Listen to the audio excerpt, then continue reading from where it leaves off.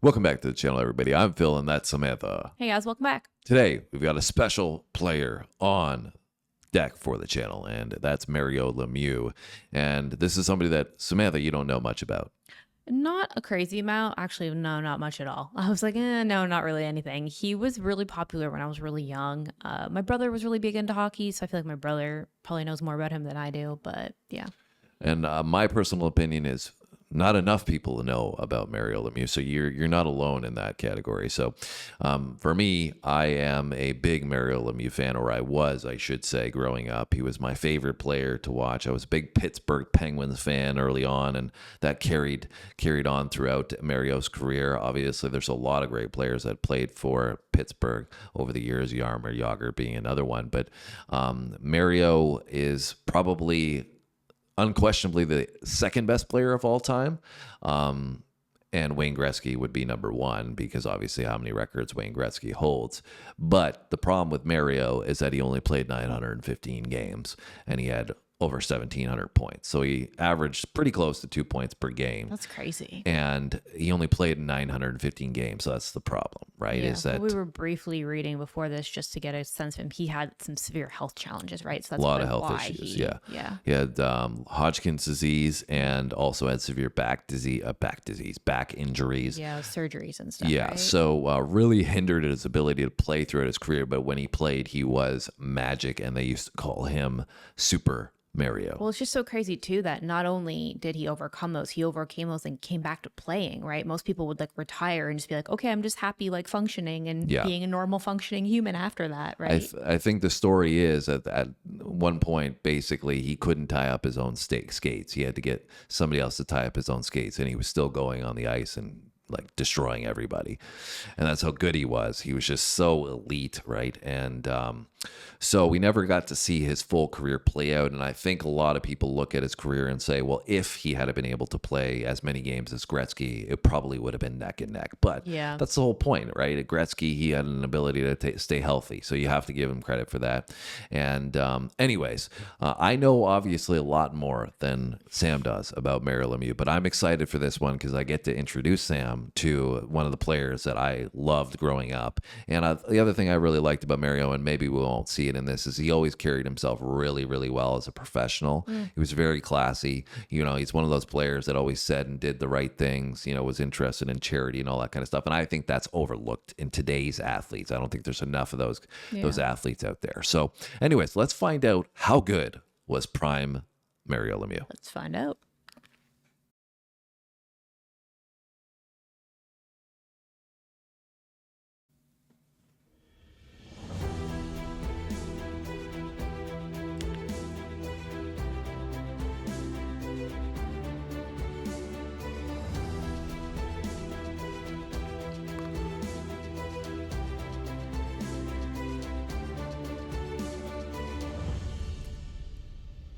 In 1992, at just 26 years old, Mario Lemieux became the NHL's second fastest player to reach 1,000 career points, only behind the renowned Wayne Gretzky. What's equally impressive is that Lemieux retired over a decade later with a career total of 1,723 points.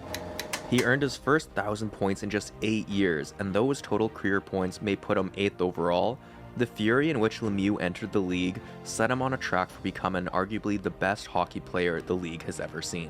From setback to comeback, Super Mario would carve a name for himself in the Hockey Hall of Fame and prove to be a truly otherworldly athlete, only bested by Gretzky himself for career average points per game. But points are just one metric by which a player's skill and value can be measured. So, what made Mario Lemieux the magnificent one, and how good was he at his prime?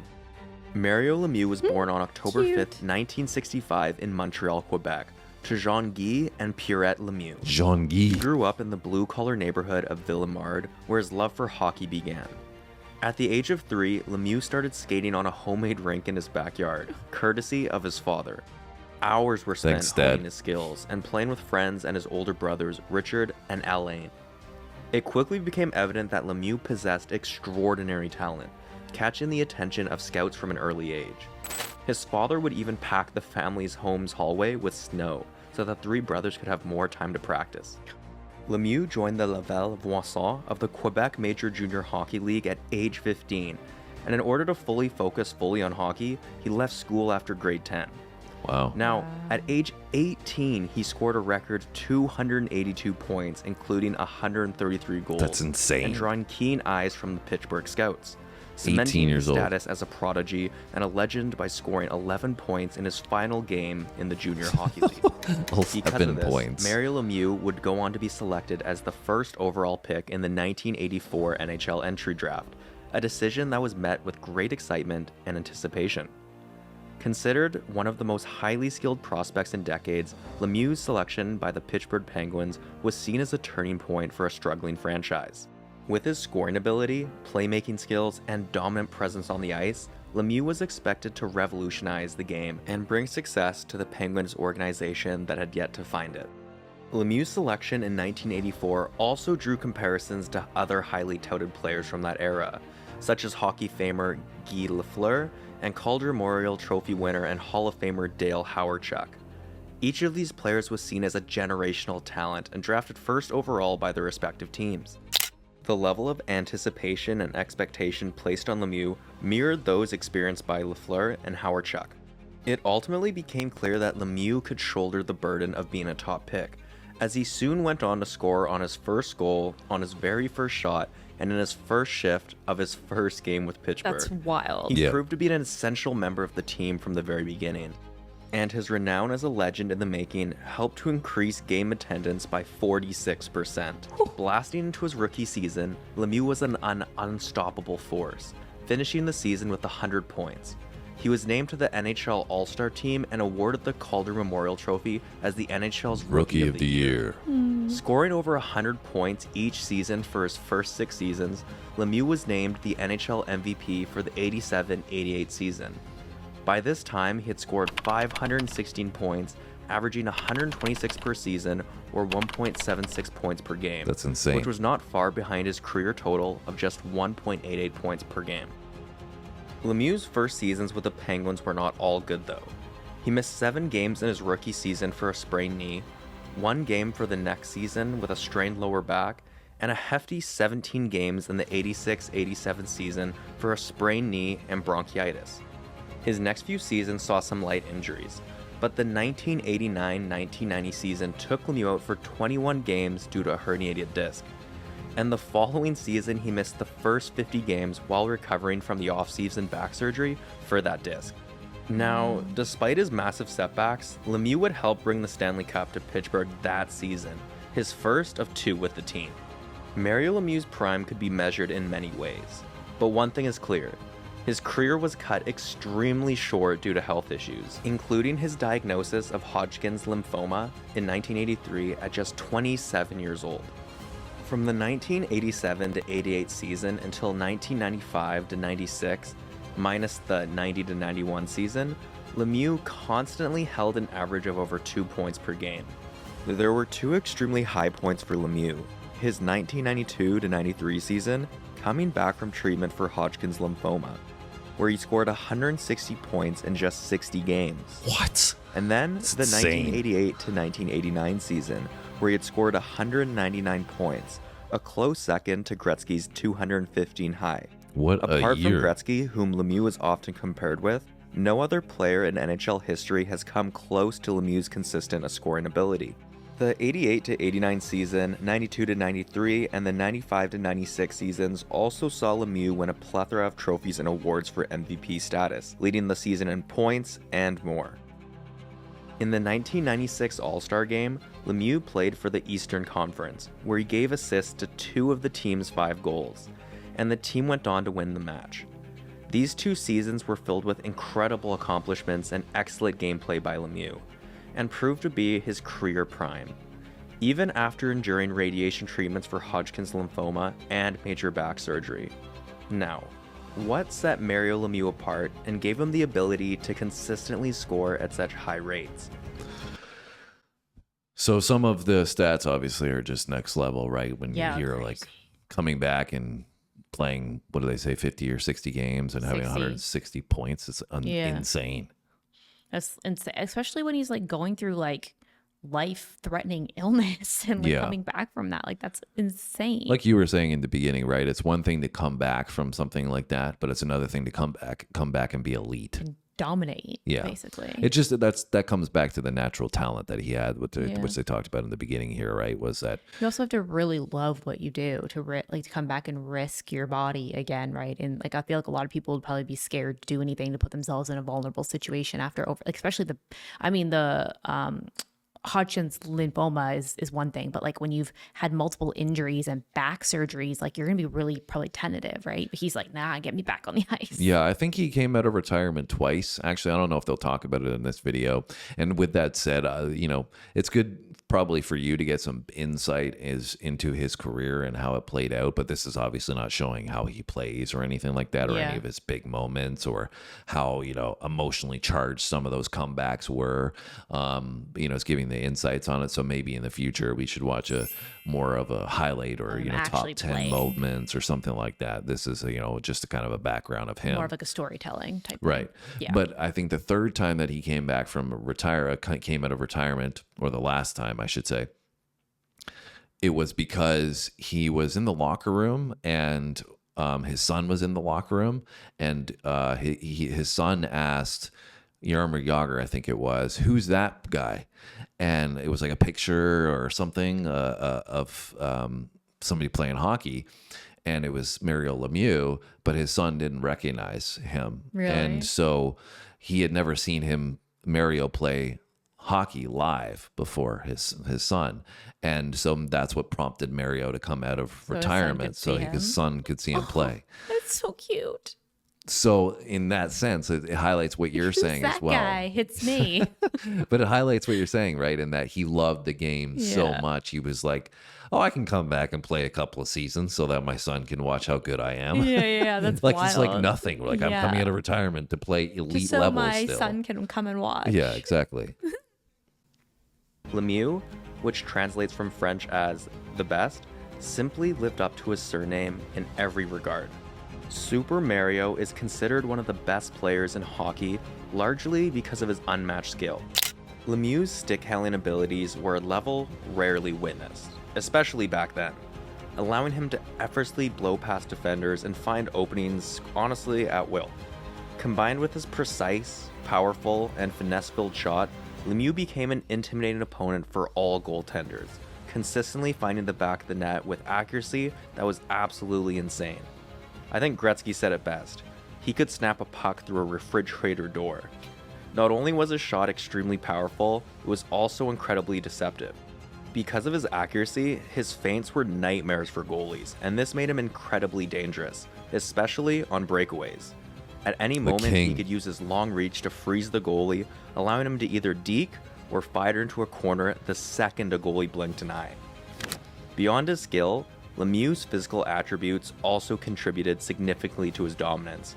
Towering at almost 6 feet 4 inches, he enjoyed a distinct size advantage over many other players.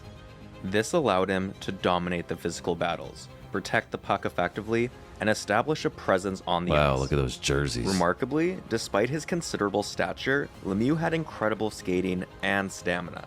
Lemieux's impact extended far above his individual abilities. His excellent vision and playmaking skills were second to none. Possessing an excellent hockey IQ, Lemieux consistently made intelligent decisions with the puck, expertly finding open teammates and crafting scoring opportunities with accuracy and creativity. From well-timed saucer passes to perfectly placed executed behind the back feeds, Lemieux continually demonstrated remarkable passing ability. Perhaps one of Lemieux's most noteworthy traits was his versatility. Although renowned for his offensive contributions, he was also dedicated himself to the defensive aspects of the game. Lemieux added a strong backchecking and defensive element to his play, highlighting his commitment to being a well-rounded player. Off the ice, Lemieux's leadership qualities were evident as he captained the Pittsburgh Penguins. He led by example, earning the respect and admiration of his teammates and opponents alike. Notably, Lemieux rarely got into fights and preferred to keep himself out of trouble. Now, despite facing significant health challenges, including his battle with Hodgkin's lymphoma and chronic back problems, Lemieux displayed unwavering resilience and determination. His ability to make triumphant comebacks and maintain elite-level performances showcase his immense drive and unwavering commitment to the game. No one in the NHL faced such massive setbacks and triumphant returns as Mario Lemieux. Having had many seasons cut short due to illness and injury, Lemieux showed that his skill was something that was innate within him. His return in the '93 season showed that Lemieux is truly one of the best players the sport has ever seen. On the morning of March 2nd, 1993, as he completed his final radiation treatment, Lemieux boarded a plane bound for Philadelphia. Stepping onto the ice, he received a standing ovation from the often hard-nosed Flyers fans. Not long after the show of admiration and respect, number 66 showcased his remarkable talent by slipping the puck straight into the net. Lemieux seamlessly resumed his game at the same exceptional level it had been prior to his illness. With Lemieux back on the ice, the Penguins set off an extraordinary 17-game winning streak, blazing a path to the top of the NHL's regular season standings. Their incredible performance earned them the President's Trophy for being the top team in the league. While his impressive statistics, numerous awards, and championships speaks to his technical proficiency and success, it's crucial to recognize that Lemieux's remarkable qualities extend far beyond the numbers. Lemieux's character, both on and off the ice, set him apart from other players, and solidified his status as a one-of-a-kind. His determination, resilience, and leadership qualities were instrumental in elevating his team's performance and inspiring those around him. Whether it was overcoming health challenges or leading Pittsburgh to victory, Lemieux's unparalleled work ethic and his fierce dedication to the game proved that he was not just a skilled player, but a true icon of the sport. Lemieux possessed extraordinary skills and abilities that seemed almost supernatural. His exceptional vision, unmatched stick handling, and on-ice creativity showed his ability to execute incredible plays that left everyone in awe. He possessed a unique ability to control the game's tempo, effortlessly making precise passes, scoring breakaway goals, and dictating plays. These skills, combined with his dedication to continuous improvement, allowed him to dominate the sport during his prime. During his prime seasons, he was arguably the best player the league has had, comparable only with the great one, Wayne Gretzky. But he was not only extraordinary on the ice. His contributions off the ice further solidified his legacy, his philanthropy and commitment to giving back to the community, such as through his Mario Lemieux Foundation, demonstrate his genuine compassion and desire to make a positive impact beyond the game. Super Mario may have had a career that was destined to be greater than it was, and was sadly cut short, but the Magnificent One demonstrated time and time again that his greatness came from somewhere deep within, and was displayed not only on the ice, but everywhere he had a chance to shine. Well, that was Mario Lemieux, and a little backstory on him. Like I said, I don't think that was my favorite video that I've ever seen. But I think for me, it was cool to see more of a general idea of kind of like, you know, where he came from, what he accomplished. 'Cause I don't know like anything. Yeah, I think for me, it was just a little more repetitive in that, like, it was like some of the way they were describing him rather than talking about specific, because obviously he has an epic career. So, you know, rather than just saying he has like a fantastic shot and he works really hard, you know, you could have talked about like specific like instances. In this game, he did this or Anyways, we just picked a random video because there's not a lot of there's not a lot of videos of Mario out there that I've seen in the reaction community, so to speak, that people have checked out. So, and obviously I didn't want to watch it beforehand. So if you guys have a suggestion of a Mario Lemieux video that we should check out. But anyway, Sam, what are your closing thoughts? I think he's super impressive. And I mean, it's crazy to me that one, like you said, that, you know, I mean, you hear his name. I've definitely heard his name before, but I feel like there's other people I've heard more about, whereas like he's clearly very impressive. And also to me, I'm just like still trying to process that he overcame all of that and still came back and was so, first of all, inspiring, but second of all, still so good. Yeah. Yeah. I think that was the thing that made him special because, you know, you're like, say me, for example, I'm watching him as a fan because he's so great. Right. And I'm a supporter of him and the team and, you know, and then he's going through all these health issues. And like for a while, you're just hoping he's able to come back. Yeah. Right. You just love watching him. You don't really care if he's as good as he was. You just hope that you'll see him back on the ice at some point.